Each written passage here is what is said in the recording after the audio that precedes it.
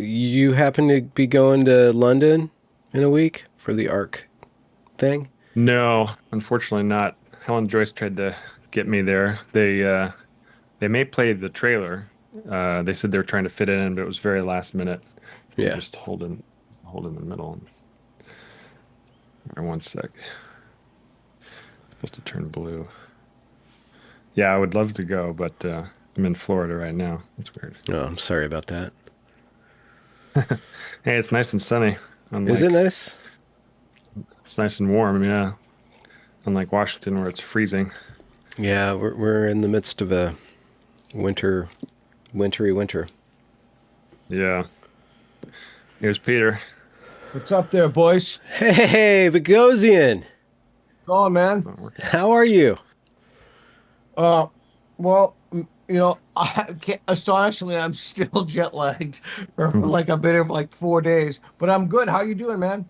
Oh, I'm great. I'm great. It's good to see you. Are you going to be in London next week or week after Um, Oh, for the ARC? what for art? No, I'm not gonna. You going to Oh, that? okay. All right. Would Are have you been good to going to see you. that? Yeah, are you going me there? and the wife. Oh, Yeah, okay. we'll be Oh, there. nice. So, filmmaker Travis Brown. What? How many films are you at now? What's your disc? It's not a disc. Filmography. Well, other than short films, I have the All Too Human, which was my first narrative feature about a guy trying to kill himself over and over again. I always choose really lighthearted topics. Yeah. No. Um, No. I and can. I then, can. Yeah. Sympathize. right. And then I've got the series, The Woke Reformation, which is the 11-part series. I think it's like 3.5 hours or something at this point. And then, or 3 hours. And then, yeah, Uncomfortable Truths is the newest series. So far, I've only made the first episode, but it's Okay. about 45 minutes long. So, did you get a chance to watch any of it? Yeah. I just finished watching it this morning. It's beautifully produced as ever. Cutting Oh, in to the point. thanks. What's the series called again? Uncomfortable Truths. Uncomfortable Truths. Okay. Yeah. What's the Re- arc of this, or like what's the design, the overall design? Well, it's changed a little bit, but the first episode, I assume we're rolling. We're just going straight into it, or Yeah. yeah, so the Let's people get this Benjamin Boyce can style. see me eating. Yeah. Yeah, I want to hear all the read all the comments about how sexy you are. perfect. Yeah, so the first episode, it just lays out like what the ideology is. So the subtitle is the reality of gender identity ideology. Um, Initially, I chose the subtitle, "The Ruinous Reality of Gender Ideology." But Sue Evans actually said, "Well, maybe that's too incendiary, and it might turn people off from watching it." And I was like, "Yeah, you're probably right." I'm always trying to make something that liberal-leaning people, at least, will sit through, which is one of the reasons I chose to have Buck in the series, to have someone who's trans-identified speaking out against the ideology. But I've gotten a lot of hate for that. People telling me to take Buck out and stuff like that, which is ridiculous. But You getting um, hate the in first, this topic? yeah, who would have guessed, right? You've probably gotten a lot of hate, I imagine. Well, yeah, I kind of retired from the topic because it just got too much. Yeah, it's extremely toxic, which maybe we can get into a little bit. But yeah, so the first episode lays out what is going on under the trans umbrella, and what is this ideology, where does it come from, and how is it affecting people, particularly kids. That was really the main reason I was drawn into this, because I just was blown away that we're giving surgeries to minors, and making them become sterile, et cetera, et cetera. It was just so mind-blowing when I read first Abigail Shrier's book, Irreversible Damage, and then Helen Joyce's book and a few others. So that's what drew me to the topic. And so the first episode just lays out everything that's going on, and gives people a foundational understanding, featuring people like Helen, Buck Angel, Stella O'Malley, Sasha. Marcus and Sue Evans, Yep. Sasha Ayad, yeah, bunch of awesome people. Stephanie Davies And then Arai. this, yep, Stephanie Davies Rai, also Stephanie Wynn, Yeah. who's great. She's also in Oregon. Um, and let's see, who am I missing? Oh, She Lisa was your organ Marciano. donor. She's right, right, yeah, organ donor. Yeah, I feel like I'm missing somebody. There's so many people in it. I did like 20 plus interviews for it, so it's Yeah.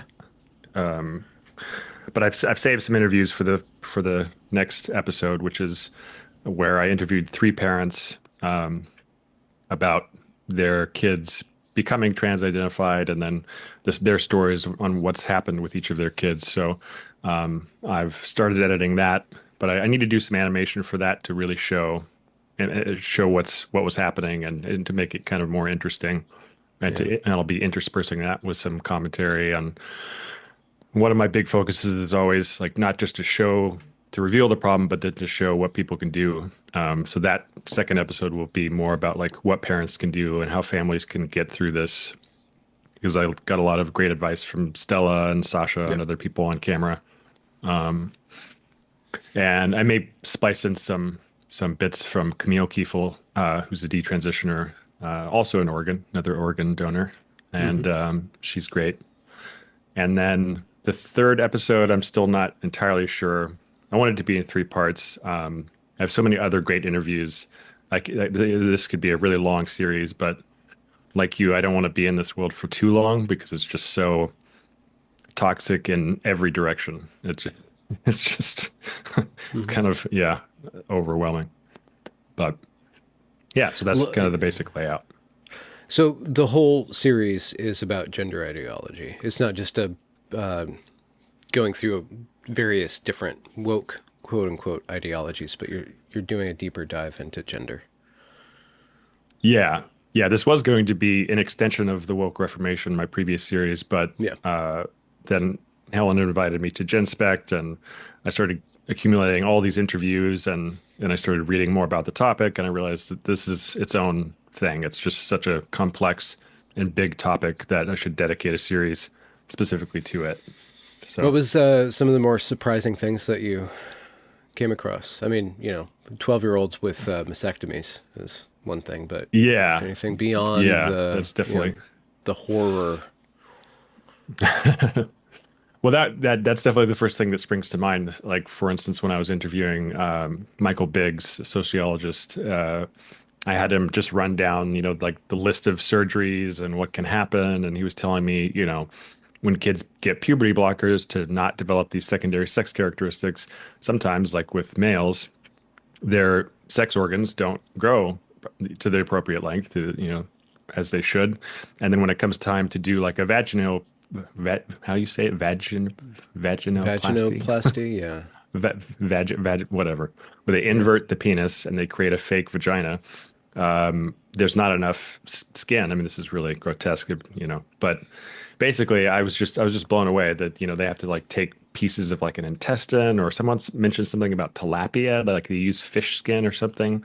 I mean, that stuff just like, it's enough to turn your stomach. But I think the other thing that it didn't necessarily shock me or anything, but I was pretty new to the topic. And of course, when you live in an area like Portland, Oregon, and almost everyone you meet is pro trans, pro this ideology, saying trans people are just like gay people, then you come away with this sense that anyone who opposes that obviously is an evil bigot and they're not compassionate. And so what I found was the opposite of that. Everyone I interviewed, no one was hateful towards, trans people. No one was, everyone was doing this out of a place of compassion for people who have, serious issues that they're trying to resolve. And so that I really came away with, a strong sense that all of these people, therapists, doctors, journalists, everyone that I spoke to was really concerned about people. And that's why they got into this topic in the first place. It had nothing to do with being exclusionary or being bigoted or, there was just no hint of that, really. None at all? Not much. I mean, maybe there's one person I can think of who I won't name that it is a bit more fiery. But even still, like what's happening is so crazy that I understand why people get really riled up about it, you know? Yeah. And so I even am sympathetic to, to the parents or feminists, people that have gotten angry at me for just, in their view, not tackling the topic correctly or whatever, because they're obviously coming from a place of hurt because of something that's happened to their kid or, what's happened to them personally. So I get it. I just think some of the infighting, the sort of civil wars that go on in this topic are less than productive. But saying that makes me, some kind of, Less I than don't know, productive. men's rights activist or something. Yeah, it is a very charged Any- topic, any- which is part of why it's so fascinating. Yeah. Because it can't but help you become part of the story when you touch this. It's really sticky. Yeah. Yeah, exactly. Yeah. They're just people just throw around ad hominems, whether it's, the people on the trans activist side that are just attacking you for being bigoted, or if it's the people on the gender critical side that are attacking you for not taking a hard enough line, not holding the line, as they like to say. So yeah, it's you just can't really win in these circles, it seems.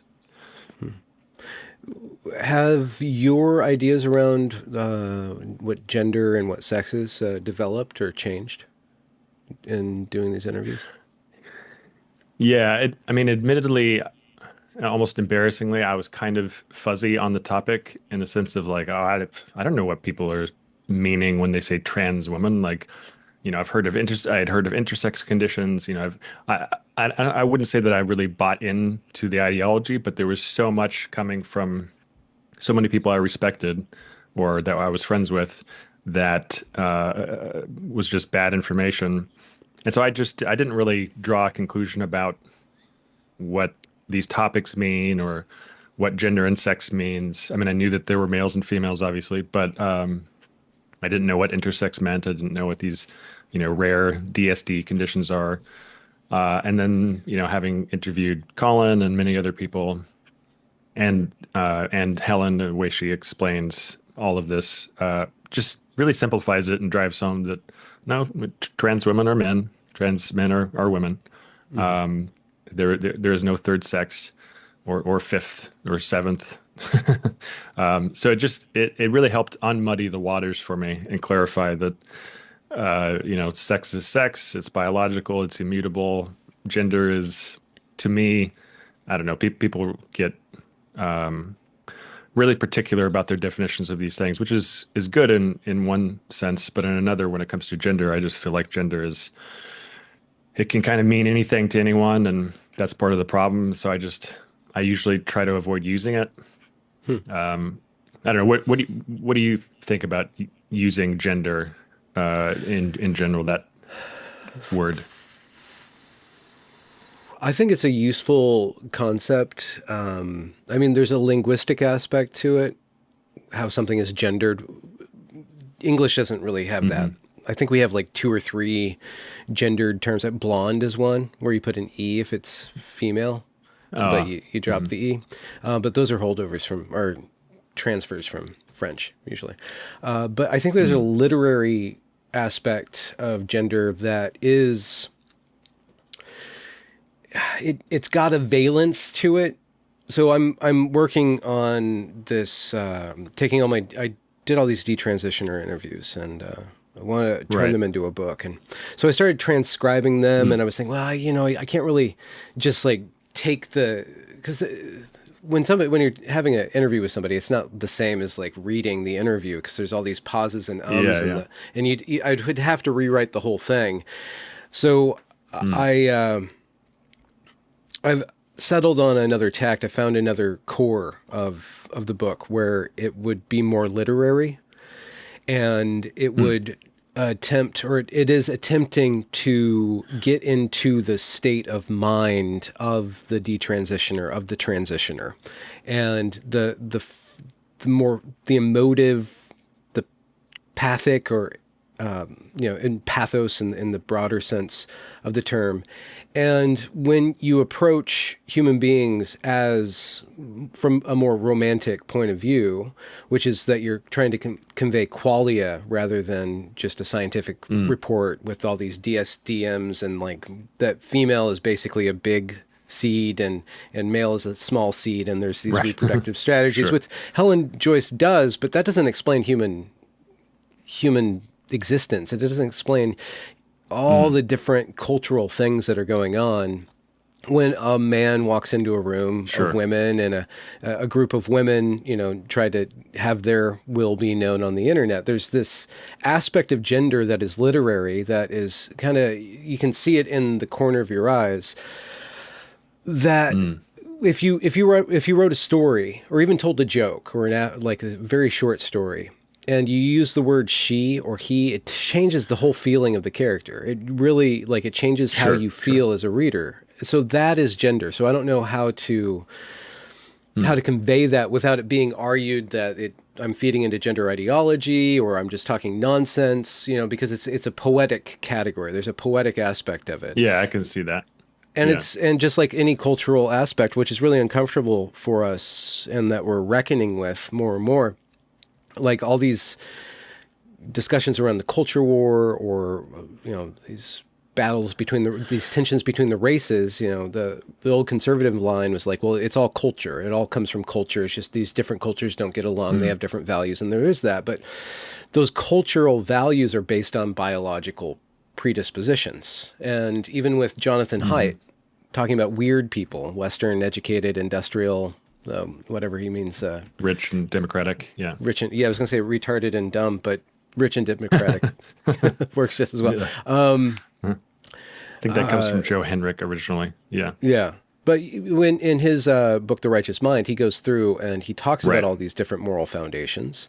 And I think there's a biological corollary. So a woman is more predisposed to value things in a certain way. And you can say that it's based on her it's based on her reproductive strategy, but her entire existence is based on her reproductive strategy. Like the woman is formed by this reproductive strategy, and so she's going to have more concerns. She's going to fight differently. That's one of the things about the gender topic that's really interesting, and I'm going to pass the mic over to you. The women, the TERFs, who I think have less and less, they've fallen away from saying gender is a social construct, but a lot of their ideology as feminists does come down to gender being an oppressive patriarchal norm to keep women in their lane. And they want to allow for gender nonconformity. They want to allow for you be you, and that any sort of expectations based on sex are ipso facto oppressive. But when they're all arguing online, they act like some mythological band of harpies coming down on you Benjamin. And tearing you apart. So there's something very feminine that is heightened when they're all together. And to not be able to see that or not to be able to talk about that, I think is like hobbling yourself and being able to analyze human behavior. Yeah. Yeah, no, I think it's the same with men. I think we're all the product of our evolutionary past. I think we can't avoid it. I think it's really interesting that the more progressive liberal side of things tends to say, oh no, we've sort of divorced ourselves from anything, evolution doesn't play a role in our behavior now. That's obviously absurd. I mean, it's so absurd that it's almost not even worth talking about. But yeah, so obviously it influences our behavior as men and as women. Just to come back to an earlier point, I think it's really useful when we are reductive when it comes to defining the sexes, when it comes to the law and specific instances. I think the way that Helen breaks it down, or Colin, right? I think it's necessary to do that. But I agree with you that there are there's social context to to gendered language and the way that we think about things. And as you and I have talked about before, there's sort of always a narrative or a story going on in our own heads. And so obviously when we hear, if someone's a man or a woman, even in a story, it changes the context. And so I can appreciate that. But yeah, it's see, I lost my train of thought. There's so much there, Can but can I broaden the conversation? And yeah, please. so you did this. You did your series on the woke Reformation. Reformation is an Yeah. explicit religious historical term. Now you're Right. dealing with gender, and throughout the first episode, that again is tremendously well produced. You guys talk about religion a whole lot, like religion, religion, religion, religion. Yeah, yeah. So there, and was it Lisa Marchiano that brought up David Foster Wallace's "You're going to worship something, so whatever you worship is going to end up dictating like your entire Consume worldview." you. Yeah. Yeah. How has your development gone over the course of working on this series? And there's been tremendous changes in you. I mean, physically, you've gone through a massive amount of change, massive amount of healing. Yeah. From Yeah, when I yeah. first interviewed you and people were criticizing, why is this guy laying down? It's like, because you couldn't operate standing up, right? Yeah. Had extreme back pain. Yeah. Yeah. I don't know if that ties in or not to what you're doing, but how has your view on belief and meaning developed in dealing with this negative belief system as it's manifested in gender ideology and then in wokeness more broadly? Yeah. Yeah. I always like talking about that because I think the struggle for meaning and what comes from our religious past is still so, or religious present for many people, is still so relevant and pressing. And I think, the new atheist movement did a lot of,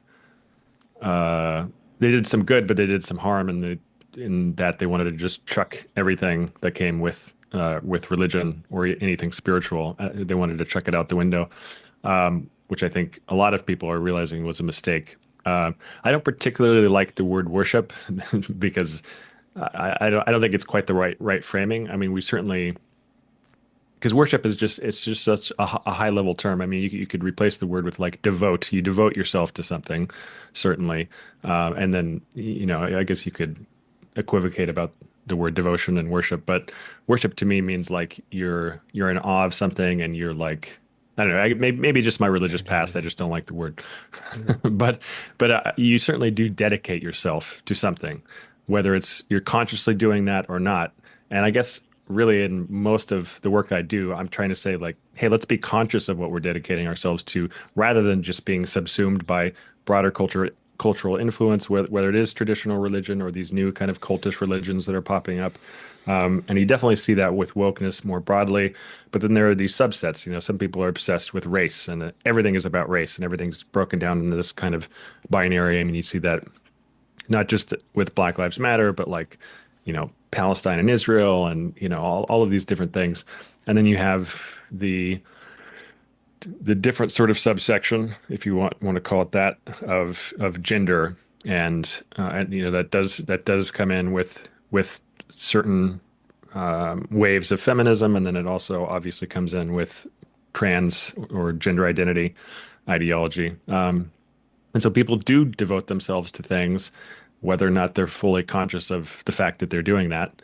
And so, in the episode, I just try to point to the fact that, I think it's a good thing. I think it's a good thing for us to devote ourselves or, commit ourselves to something broader than just this individual here. Whether that's, a positive societal goal or, there's a variety of things that will, I think, work for people in terms of acquiring meaning and applying themselves to a broader, more transcendent goal. I think it's just part of our wiring as human beings that's almost like a psychological need that we have. And so I think the more people are aware of that and the more people consciously pursue that, the better, So yeah, in terms of my evolution, I mean, I certainly used to be more of the angry atheist, just against all religion, and we should just get rid of all of it.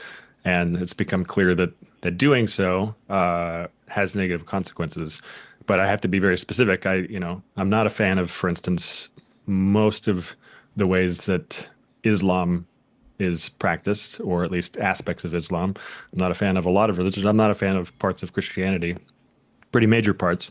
But I do see that, a moderate version of Christianity is certainly, in my view, much better than, you know, obsessing constantly about race and having that be the thing that one's life is devoted to, or about gender, or about these really, honestly, low, divisions and things that just really shouldn't matter in the grand scheme of things. They're just so like paltry and ridiculous and kind of pathetic. We just shouldn't care about these things that much. In certain contexts, you have to care about them, maybe to some degree, but obsessing over it and having that become your life is, I think it's sad. I think we should aim for higher order things. Such as what? I don't know if that answers your question.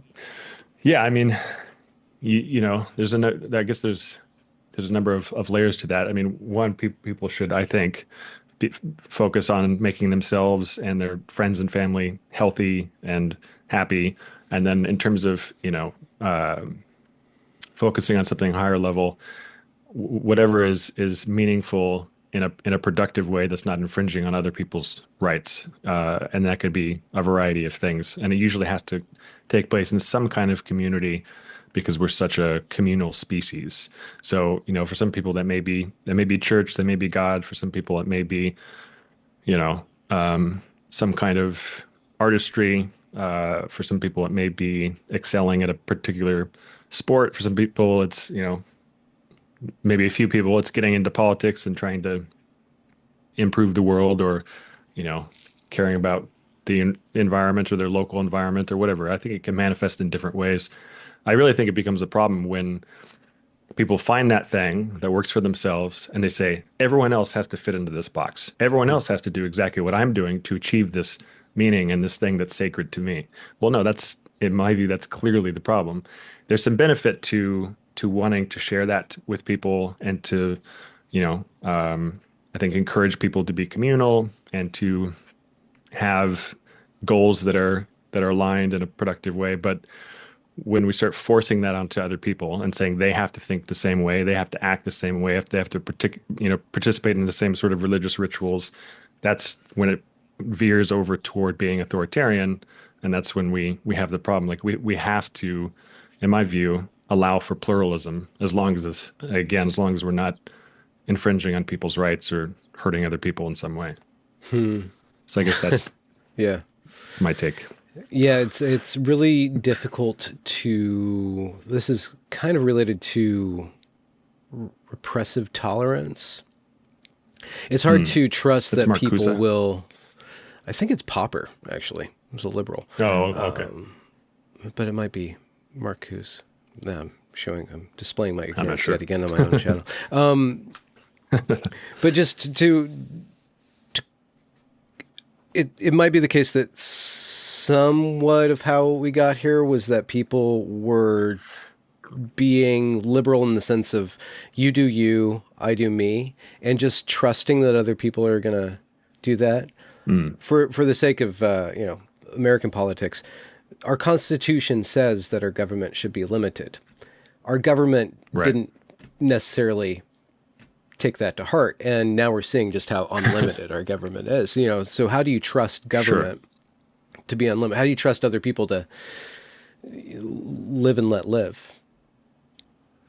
Yeah, I mean, I wouldn't really advocate for that. Some kind of naive trust that just assumes that everyone will pursue the best goal. I mean, that's why we have laws, and that's why we have. I mean, it's complicated and messy, but it is, I think, as it's been said, the best worst system. Yeah, no, I'm not naive enough to just assume that, everyone will just pursue what makes them happy and it won't hurt anyone else. No, that's obviously not the case. We have not only conflicting goals, but we have sociopaths and psychopaths, and we have a whole host of reasons why that doesn't work out to be the case. And so, yeah, I will say, not necessarily in a religious manner, but I've become a little bit more conservative in the sense of we do have these liberal traditions that we do need to conserve and also protect, whether that's from an enemy from afar or internally. And ideally the government would just help with that. But yeah, it's complicated, and I think you just have to constantly push for that. It doesn't just happen, magically. Yeah. Yeah. Entropy is the law, not the opposite of entropy. Yeah. Yeah. In studying the woke, and we have a very similar overlap in our work. I studied the woke, and I was kind of anti-woke until that became a thing, and then I'm like, well, I don't want to be anti-woke because that just seems kind of woke to me. Right. Yeah, so I studied the woke, and then I started studying the anti-woke, which became the story for me. Like, well, okay, there's all these different people who collectively, who are collectivized against something, but in matter of fact, they do have their own worldviews. I'm wondering, in studying the woke and studying gender ideology, if you have a sense of what not woke is, what all these different other groups are, what is this coalition standing against? Do you have a feeling or a sense of that? Because you've been walking among them. Yeah. Yeah. I mean, the anti-woke has sort of turned into this often fairly right-wing, often very religious cohort of people that also have their own intolerances and their own issues that don't fit within the sort of paradigm that I was trying to outline of Live and let live. pursuing things, not being authoritarian.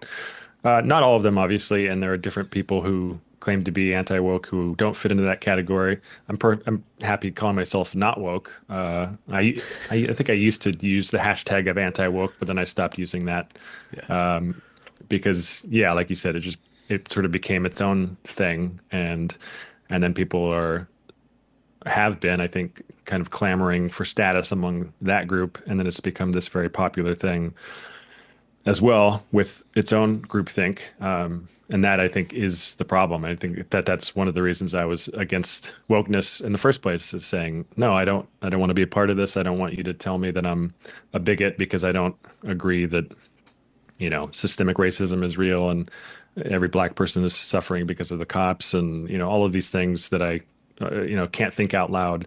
Like, no, I will think them and I will say them, and I'm not. I don't want you to tell me what to do or say. And so it's the same thing in this other direction. If people are, I think the problem, and it's something that we'll never really get rid of, is that if there's a movement or an ideology that, again, it comes back to really kind of comes back to meaning and narrative. But if it gives people a way to fit themselves in to a narrative and to give themselves an identity, that's a big part of it, then they will go along with it if it happens to align with their predispositions that are often evolutionary programmed into them. Then they'll do that.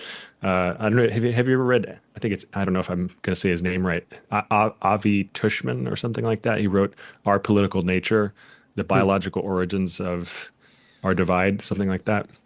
It's really kind of the next step after Haidt's book, The Righteous Mind. It's extremely dense, but it's really interesting. And he actually traces a lot of political behavior and moral behavior even more directly to evolutionary origins. It's a big book. I should read it more than once, but he talks a lot about just the ways that our political affiliations and political desires have grown up from our evolutionary past. And so it was pretty convincing to me. So, I think it's something that we can't really escape or avoid, but the thing that I hope to do is, hopefully not naively, help convince people to just think a little bit more deeply about why it is that they're anti-woke, or why it is that they're woke, or why it is that they hold this or that belief, and see if that can maybe, for me, it's all about, and I have another film that I'm working on called When in Doubt, because it's all about allowing a certain level of doubt about these beliefs in your life, because I think that makes you more reflective.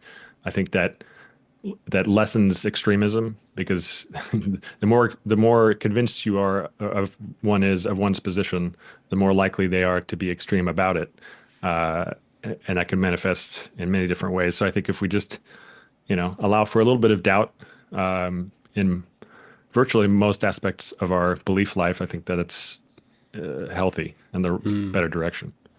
Yeah, one aspect of development is gaining a tolerance for ambivalence, for something's kind of this or that. Can't be tied to this or that. It's somewhere in between. My feelings are somewhere in between. Right. Right. And that's uncomfortable. It's, and you see that with a lot of these kids, they want certainty, as I think Sue Evans says in my film, but they want the answer for something, for this problem. Why do they have this gender dysphoria? Why do they feel uncomfortable in their bodies? Turns out that's a host of reasons. A lot of it's related to the internet and to what they're seeing online and to peer pressure and all kinds of things, or various, mental issues like autism, et cetera. But if we're allowed to, and I think even Marcus Evans talked about this in my interview with him, if they're allowed to kind of cultivate or permit ambivalence in their own lives, that ends up being a much healthier, more mature perspective. And then they're not going to want to rush in to do this irreversible surgery or take these drugs that are going to, permanently alter their bodies, at least many of them. I'm curious what you think about this. That is one thing that my mind changed about. I thought, well, certain people are trans, for the lack of a better word, in the sense that they have gender dysphoria and they just need something. Maybe it's drugs, maybe whatever. At a certain point in their lives, maybe that's the appropriate path to take. And now, after interviewing 20 plus people and reading a lot about it, now I'm pretty convinced that people, probably everyone who has this, and again, I'm not an expert, but just from what I've read and people I've talked to, they can get out of their gender dysphoria, or at least find some other way to deal with it, aside from inalterable surgeries and these drugs that they need to take for the rest of their lives. I'm curious what you think about that. Well, it's a moving target. You're messing around with biology, which is going to degrade and change. Does a 5-year-old boy that wishes he was a girl wish he was an old woman? Does a young woman who's 12 want to be a old? Old woman. Did I say that right? Yeah, like a 5-year-old boy wants to be a girl. Does he want to be an old woman? But the young woman doesn't want to be an old woman too. Like there's a fear of aging, especially in the female art. Right. That's a little bit more impactful because society or biology puts so much stock on the fertile, beautiful woman and kind of forgets or erases the middle-aged woman and the old woman. Not that they don't have their role, but at least our society puts a lot of prominence on that because we're shallow, and that's the easiest way to see. So when somebody embarks on transition, a physical transition, they're only going to get a certain result for a certain amount of time, and then it's going to change. And to what degree they're going to be chasing that particular tiger or riding that particular, or chasing the dragon or riding the tiger, I can see there's no end to it. So you take your hormones, you feel a little less male, which gives you a little bit more comfort. You get softer, you feel more attractive, fat redistribution, but your voice isn't right. So you go in and you get your voice thing, and then your brow isn't right. So you do that. Then you break your clavicles to have like a more feminine thing. It's like, what are you even chasing at this point? What are you running away from? What are you chasing at this point? And there's no end to that chase. So at some point, whoever has that condition that sparks that body modification needs to be aiming not towards perfection, but towards alleviation of this thing, whatever that is. And you can get into why some people do. Oh, I was just going to say, I think some people do. I mean, this is a point that Buck made too, that, who had a double mastectomy and takes testosterone, said that, all these kids are saying, okay, I've done this. Now what's next? I want the next thing. And so Buck is aware of this. But I don't think that Buck is necessarily choosing, wanting to do the next thing. So does it work for a small number of people? Yeah. I mean, I think there are two questions there. One, is it necessary? Is there some other way to alleviate the distress? And two, does it? And I think that's, it's not the route that I would wish upon people. I think and hope that people can alleviate their distress and find whatever it is that fulfills them and makes them feel comfortable in their own skin without doing these surgeries and taking these drugs. But I'm also, again, I'm so anti-authoritarian that I don't want to say no one can ever do this, because I mean, should the there's a whole Wait, what do you mean cat's out of the bag? We have the technology. Even if it Oh, gets yeah. banned, Yeah. I mean, people are going to still make estrogen, make testosterone. It's there. Yeah. There's still going to be access Right. to it.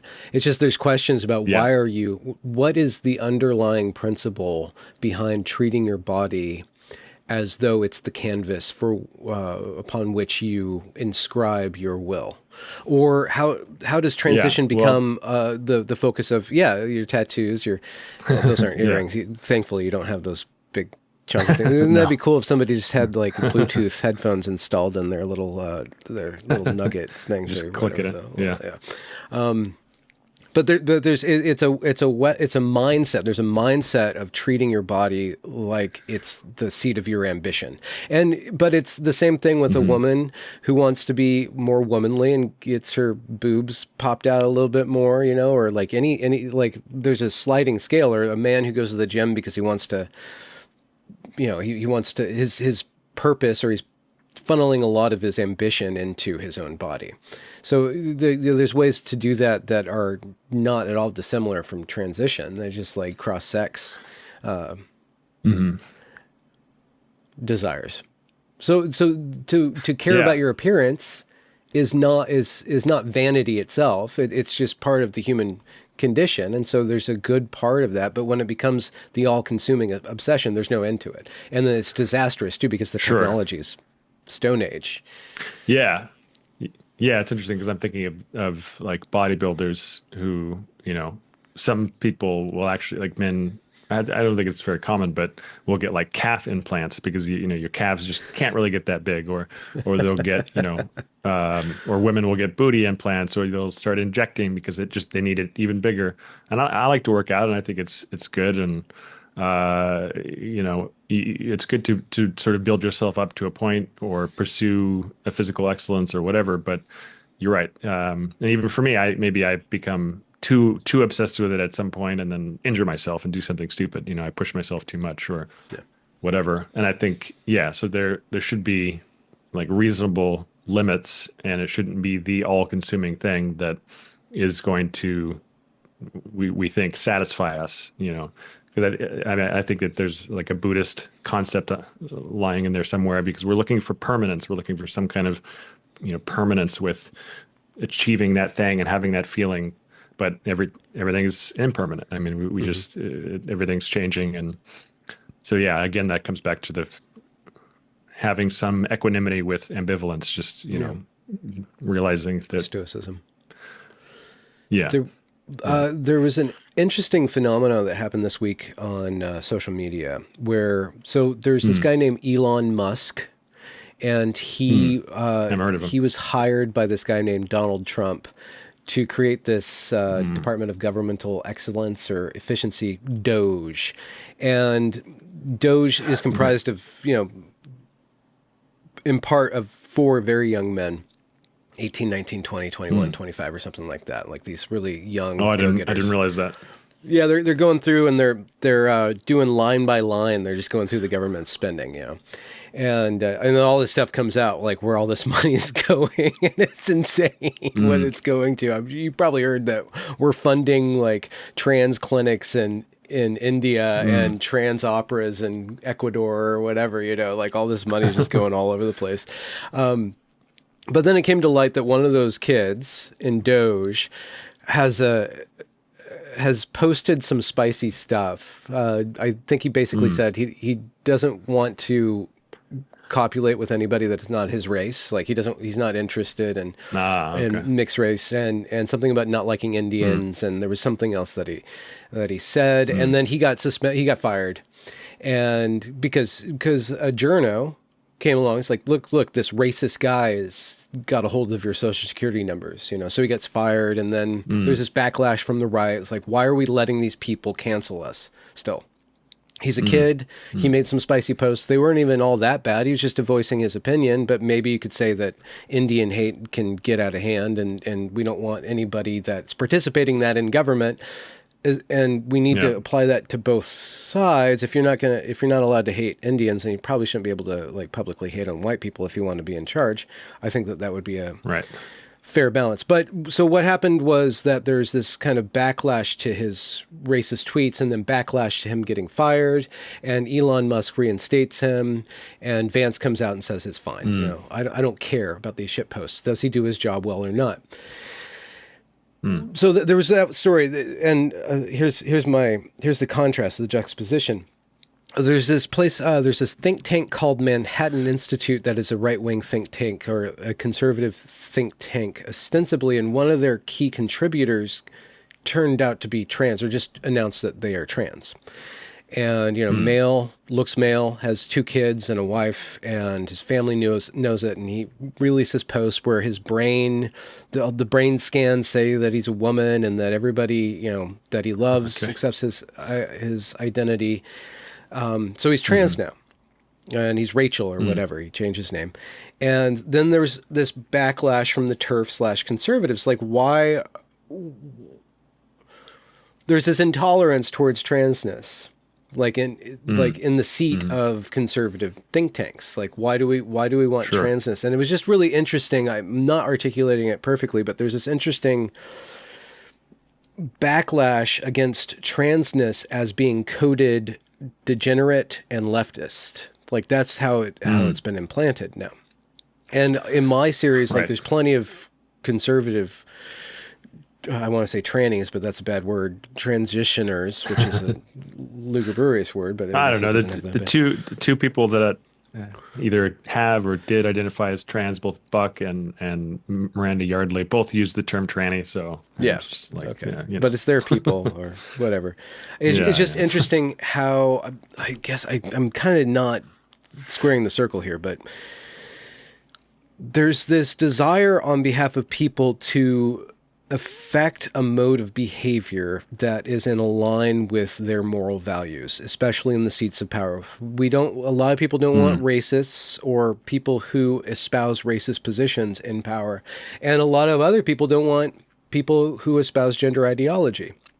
Or maybe he actually does have a woman brain, which we probably both know that that's not actually a thing.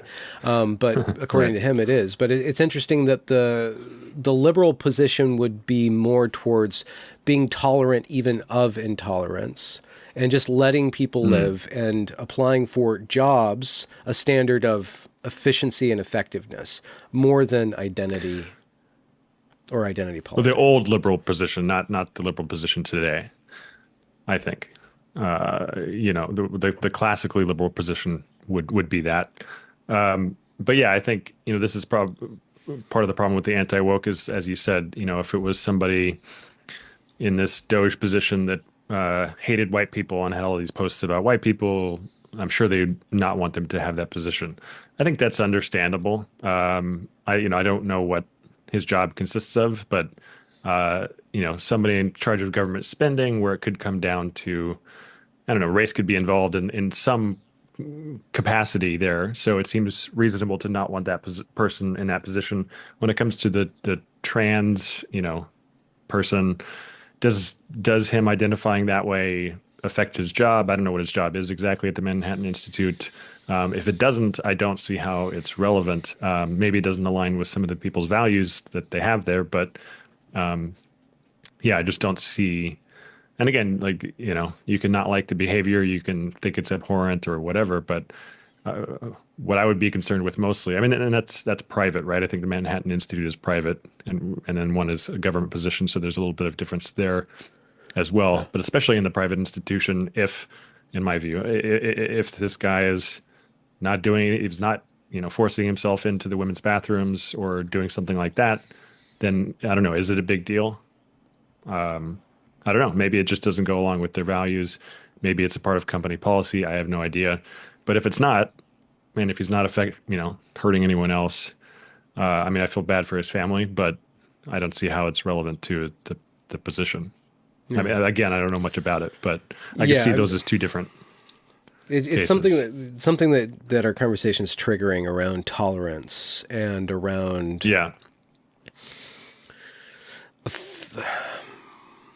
like, to what degree does society need to police society so that we're all within a bandwidth of proper behavior? And to what degree is judgment and cancel culture, actually just a part and parcel of being a communal organism? And we can't really get away from that. So when you say no cancel Yeah. culture, you don't really mean that. One doesn't mean that. I don't mean you Right. specifically. So I'm just wondering, Yeah. as you become more conservative, do you find that you're okay with hardlining certain things, policing, gatekeeping, whatever it's called, certain behaviors? And does that still contradict some more liberal, younger part of you where you just want to live and let live? Like, how do you wrestle with that ambivalence, if it is an ambivalence for you? I think we would have to talk about specific cases. I don't think I have, Yeah. like a overarching principle that works in every case. I mean, I have like an idea of how I would want people to be treated. But I think I just laid it out in terms of those two different positions. One's in the government, and Yeah. I mean, I could imagine that affecting his decision making in a way that's actually not helpful. And the other is a private institution, and I can also imagine that not affecting it could affect his position. Maybe they're right to want to fire him. I don't know. I don't know the case. So I'm really, I try to just, as Thomas Sowell likes to say, show me the evidence. I try to just take each, each case as it comes, but that's difficult. It's not an easy thing to do. It's easier and expedient and frankly, probably sometimes wise to have kind of a standard view that you go to. And when it comes to the law, you do have to have that kind of generalized approaches. But I guess I would lean toward, the less government intervention and more of the allow people to do what they want as long as it's not infringing on other people's rights. That would be the guiding principle. But when it comes to specific cases, it's not easy. Yeah.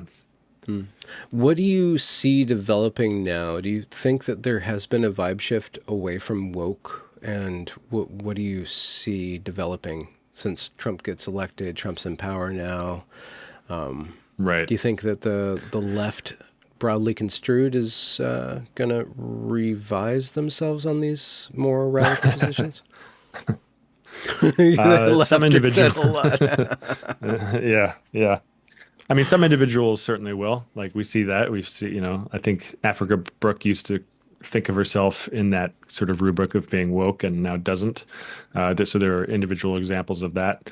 Are there any organizational examples of that? I feel like not. I feel like I mean, maybe at some level, like businesses wanting to get rid of DEI because they realize like it's not profitable. It's not unifying our workforce. So they do jettison that. But in terms of like think tanks or ideological groups that are tight knit, I don't see. Yeah. Yeah, and I'm not on like the pulse of what's happening in various churches, so I don't know. But I've certainly seen a lot of the trans stuff in churches and drag queens and the racial stuff with like big, practically like shrines to George Floyd a few years ago. So I hope people are shifting away from that, but it's hard to say. It seems like there will just be, one kind of derangement after the other that will come in and people will glom onto it, whether they're on the left or the right. But yeah, I think there's a shift. Like it's becoming more and clearer and clearer. I think that men and boys have an advantage in women's sports, or they obviously shouldn't be housed with men in prison or with women in prisons. People have been sounding the alarm about that for a long time. And like Sue Evans was talking about this back in 2005 and at the Tavistock gender identity service. So a lot of people have been sounding the alarms about this stuff and making it clear that in terms of the trans topic and the race topic, that we need to move in a different direction. And I think a lot of good is happening. I wish it didn't have to be by executive orders. I'm glad that some of these things are happening, but at the same time, like, I don't know, it's just one president will come in and just sign an executive order and then the next one can just reverse it. So I don't see that as a positive trend. I do think the effects will be good, and I'm glad for that, but it's just this kind of warring back and forth. So again, I would focus more on like, okay, well, how do we shift the culture such that like we don't even, it's like we don't need to outlaw saying the N word. We just don't say it. I mean, reasonable, sane people don't go around spewing that out because it's an offensive word. So, and I think that's a Christopher Hitchens example. But yeah, I would prefer that. But in some cases, like keeping men out of women's prisons, I think that's just, it's just got to happen as soon as possible. And stopping child sex changes is also something that just has to happen. So it's tricky. Yeah. I do take more of a hard line on some of that stuff because I think, the results are, atrocious, that what can happen to people, like women being raped in men's prisons, etc. Or excuse me, women being raped in women's prisons by a man who says that they're a woman. So, yeah. But I think overall it does seem to be that the culture is shifting. But some people will believe this stuff no matter what. Yeah, for sure. Yeah. One of the more damning discoveries in the line item excavation of what our government's been spending money on is just how much of our media is reliant on government grants, just how thick the cycle between government and journalism has been, just how incestuous, and how if you, like, Politico said that they can't pay their workers, and it comes out, a few days later, it's like Politico's basically being funded by our government with all these like $3,700,000 premium subscriptions or something like that. So we talk about changing the culture, but it might be the case that the culture doesn't need to be changed because the culture was already there. It was this other fake culture that was basically propaganda that has been a chokehold on the media for so long. And I wonder what opportunities filmmakers such as yourself have, see, or feel are in the future for funding, for more mainstreaming of your own work. Were you not at least partially suppressed, your work more or less partially suppressed because of your ideology, or because of the questioning of the ideology that you questioned? It's sort of hard to prove that, although on the first 7 episodes of the Woke Reformation I released as one long video on YouTube. And even though all of that content exists in the individual episodes broken out, posted on YouTube, the long one got these weird warnings. And I didn't believe it for a while. People were saying like, oh, I have to enter my credit card on YouTube to prove my age or something. And I was like, nah, that can't be the case. And then James Lindsay said people were posting that, and he had some screenshots of it. And I was like, okay, well, apparently that's happening. And even now, even though I'm signed into my own account, I get a warning on my own account when I click on my own video. So it's pretty weird. And I've tried to appeal things like that. And yeah, really, again, some of the other videos that don't get many views, maybe it's just because it's not good enough for the algorithm, or I'm not tapped into the zeitgeist well enough in terms of having 2-second long videos that ADHD people can watch. But some of it is just a little strange. And it seems like, like that video in particular is clearly YouTube doesn't like it, and they put weird warnings on it, and they don't seem to want people to watch it. Yeah. So. How do you think your work will stand up if woke does get put away? The woke hegemony. It's a good question. Yeah. Haven't really thought about it too much. I guess it depends. Are we thinking like the majority of society no longer believes in this, and we've just sort of shelved these topics and it's not an issue? Yeah. Then I think it's just, it was, I'd hope to think it was timely at the time, and then it's not. It wouldn't be a classic in any sense because it only referred to a specific point in history where this thing was happening. But that's why I did try to draw on some bigger themes, like the episode you're in about meaning and narrative, and tried to talk about some of these other underlying currents that may be leading people to these beliefs, but those currents won't change, and they're just in our DNA. So, hopefully at least some of it will still be useful in a sense. But yeah, I think it's largely a contingent on what has been happening at the moment. And looking forward, what do you see your creative talons looking forward to sinking into? I would love to get back to fiction at some point. I I would love to do that because it's just so much fun, and there's virtually no politics, and it's just a very different world. So I have, sci-fis that I want to make or different things like that. I think it will just be the determining factor is always, funding or, knowing the right people at the right time.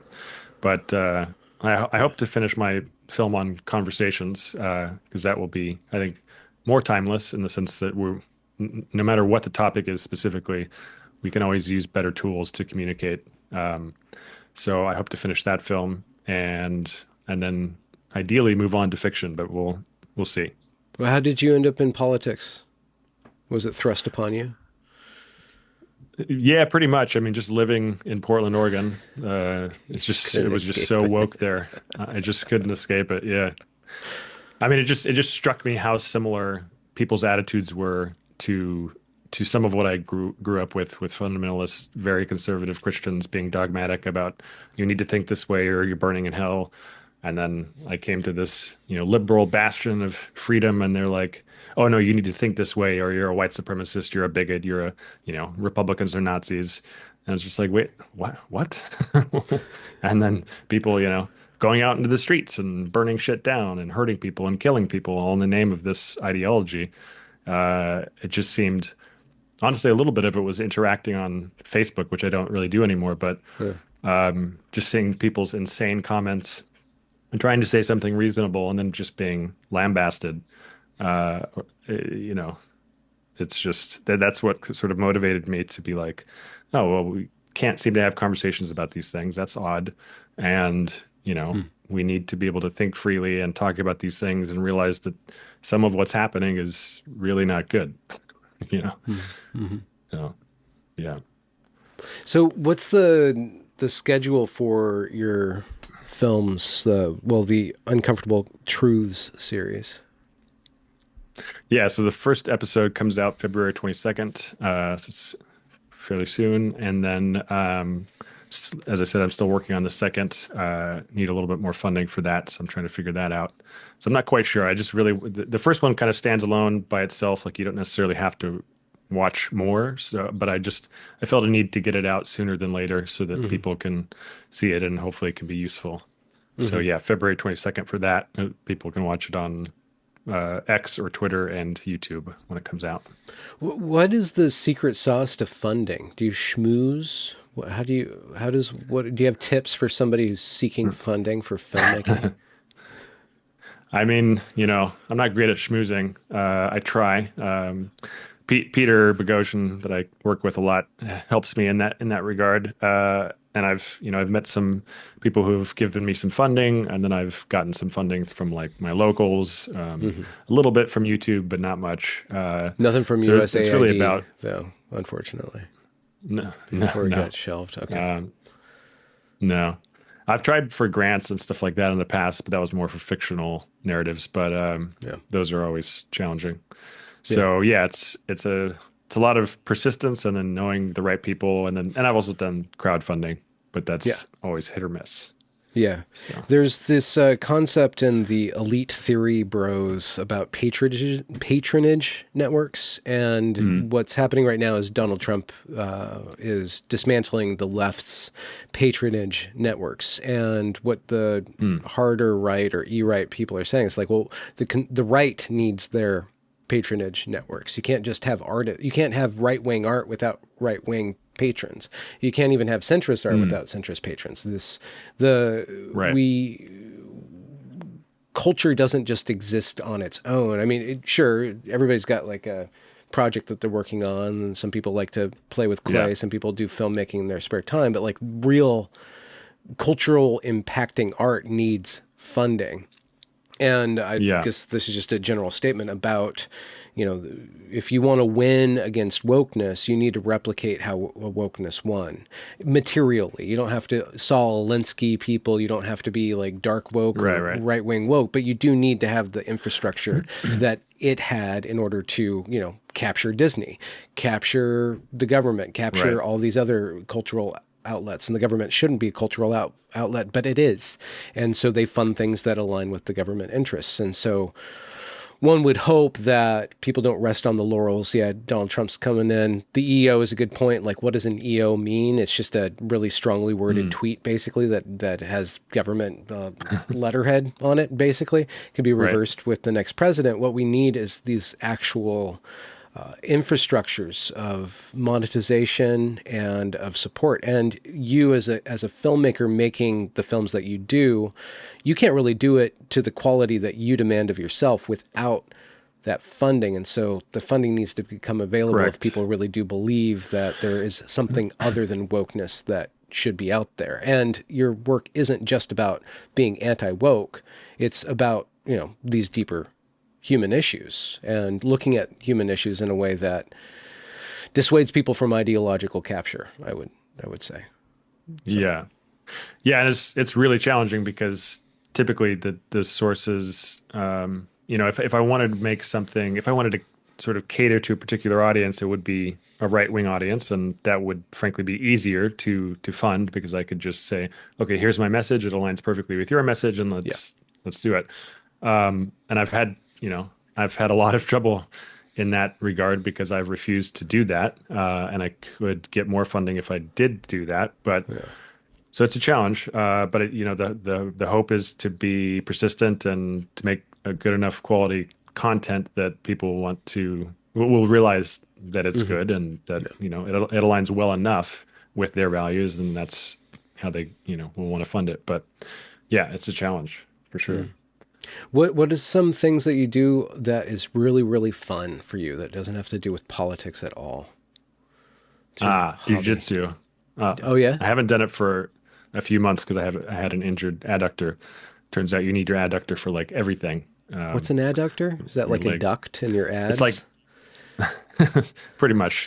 It's like a muscle, or is it a ligament? I think it's a muscle that attaches like near the groin, and you use it to close your legs. And if you're constantly doing what's called close guard, where you wrap your legs around somebody to keep them broken down, or there's a lot of leg work in jiu-jitsu, and so I haven't done it for a bit, but I've done it for about a year and a half, and I just really enjoy it. I mean, you just can't think about politics. You can't think about. It's funny because I like to joke that the way I like to relax is by trying to kill people and trying to have people kill me. But it's true. You just like if someone's trying to break your arm, or you're trying to choke someone out, like. And there's also, you will get guys, they're usually guys that are really aggressive, and they just, some of them literally on steroids, or they just want to like fucking break your arm. They'll stop if you tap, but some of them are just kind of assholes. Tapping is when you say, okay, you've got me, and that's how you avoid injury.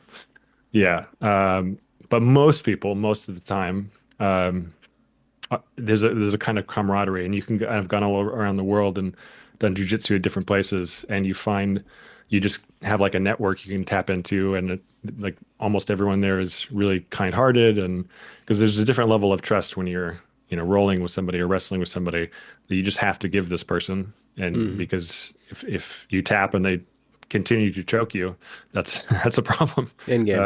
So there's aside from just the physical activity and the fact that you can develop a sense of self-confidence, know how to protect yourself, etc. There's also a kind of camaraderie that exists only in that kind of scenario. So I think everyone should do some kind of functional martial arts, especially as kids. Actually, I think that would help with the trans issue. Like people just need to, boys and girls, get into their bodies and roll around and wrestle and in a constructive way, because I think it really helps. But yeah, so I like that. I like hiking. I like hanging out with my dog and my girlfriend, stuff like that.